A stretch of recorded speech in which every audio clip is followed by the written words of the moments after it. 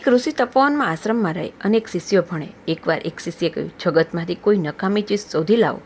શિષ્ય બધે જ શોધી વળ્યો, કોઈ જ નકામી ચીજ મળીને બધાનો કંઈક ને કંઈક ઉપયોગ હતો. એટલામાં જંગલમાંથી આવતા રસ્તામાં લાકડાનો ટુકડો તે ઉપાડતો હતો. તેવામાં લાકડું બોલ્યું, હું બિનઉપયોગી નથી, હું તારા જીવનમાં એકવાર ઉપયોગી નીવડ્યું છું.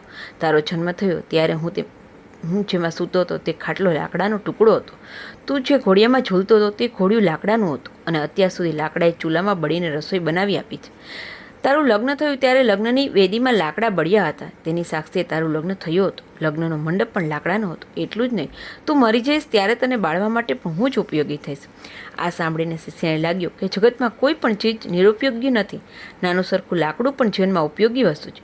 ફક્ત હું જ એક નિરુપયોગી છું. મારું જીવન નિરુપયોગી છે, જે કોઈના કામમાં નથી આવ્યું. ગુરુ પાસે ગયો. ગુરુનો બોધ આજથી હું લોકોના